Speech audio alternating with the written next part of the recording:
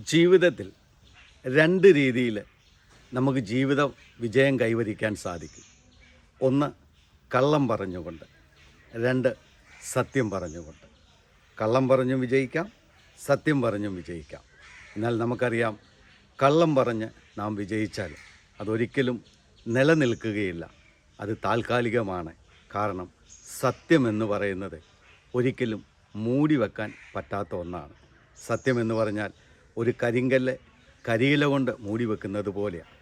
നല്ല കാറ്റടിക്കുമ്പോൾ കരിയിലകൾ പറന്നുപോയി ആ കല്ല് തെളിഞ്ഞു വരും.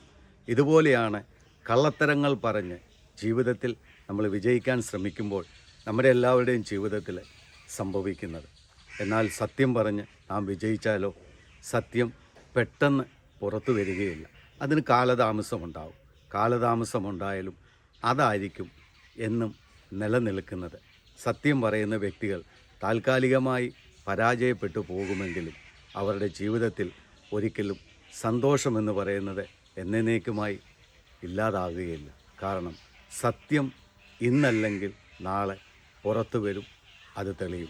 അതിന് കാലതാമസം ഉണ്ടാകും എന്ന് മാത്രമേ ഉള്ളൂ. അതുകൊണ്ട് ജീവിതത്തിൽ രണ്ട് രീതിയിൽ വിജയിക്കാൻ ശ്രമിക്കുമ്പോൾ കള്ളം പറഞ്ഞ് വിജയിക്കാൻ ശ്രമിക്കാതിരിക്കുക. കാരണം അത് താൽക്കാലികമാണ്.